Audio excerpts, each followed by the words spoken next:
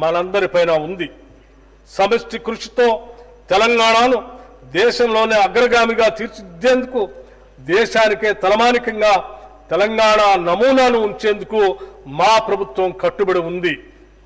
తెలంగాణ ఉజ్వల భవిష్యత్ మనందరి ఉమ్మడి బాధ్యతగా గుర్తెరగాలని సవినయంగా మనవి చేస్తూ ఈ బృహత్తర యజ్ఞంలో అందరి సహకారం కావాలని కోరుకుంటున్నాను.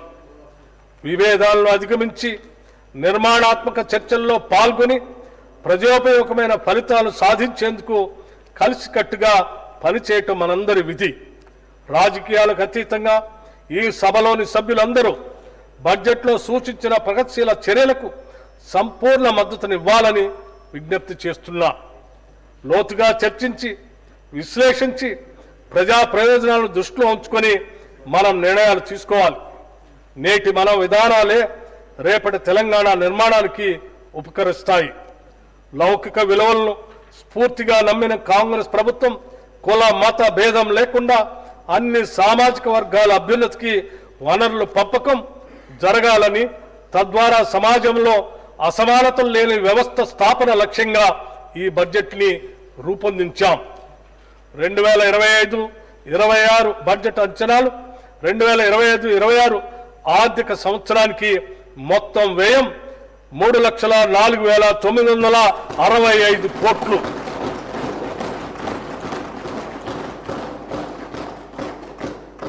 రెవెన్యూ వ్యయం 2,26,982 కోట్లు.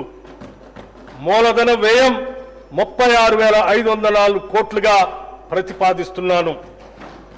2025-26 సంవత్సరపు బడ్జెట్ ప్రతిపాదనలను పరిశీలన, చర్చ మరియు ఆమోదం కోసం ఈ సభకు సమర్పిస్తున్నాను.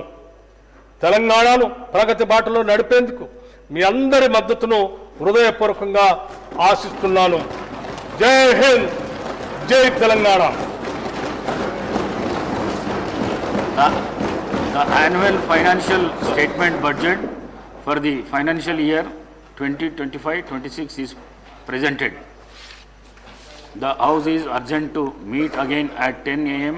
on Friday, the 21st March 2025.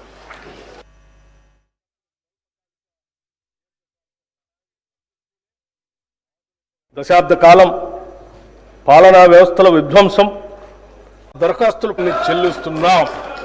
దీనివల్ల రాష్ట్రంలో లేదా విధి నిర్వహణ దీనివల్ల రాష్ట్రంలో సన్న రకాల వరి సాగు గణనీయంగా పెరిగింది. గత ఖరీఫ్తో పోల్చినప్పుడు సన్న వడ్ల సాగు 25 లక్షల ఎకరాల నుండి 40 లక్షల ఎకరాలకు పెరిగింది. మా ప్రభుత్వం ఇస్తున్న బోనస్ మరియు ప్రతి చివర వడ్ల గింజ కూడా కొంటామని మేము చేసిన వాగ్దానమే దీనికి ప్రత్యక్ష కారణం. ఫలితంగా రైతులకు చక్కని గిట్టుబాటు ధర లభిస్తున్నది.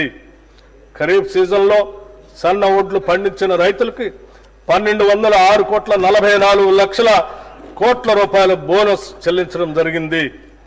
రైతుల సౌకర్యార్థం 2024-25 ఖరీఫ్ సీజన్లో 8,332 ధాన్యం కొనుగోలు కేంద్రాలను ఏర్పాటు చేసి వారికి ఎటువంటి ఇబ్బందులు లేకుండా చేశాం. అకాల వర్షాల వల్ల ధాన్యం పాడవకుండా పండిన ధాన్యాన్ని రైతులు కొనుగోలు కేంద్రాలకు తీసుకువచ్చే సమయంలో ఎటువంటి నష్టం జరగకుండా గంట గంటకు వాతావరణ సూచనలు అటు రైతులకు ఇటు కొనుగోలు కేంద్రాలకు తెలియజేస్తున్నాం. అధునాతన డ్రైయర్లు, ధాన్యం క్లీనర్లు, తగినన్ని టార్పాలిన్లు రైతులకు అందుబాటులో ఉంచడం జరిగింది. వ్యవసాయ మార్కెట్ యార్డుల్లో వసతుల అభివృద్ధికి 181.98 కోట్ల రూపాయల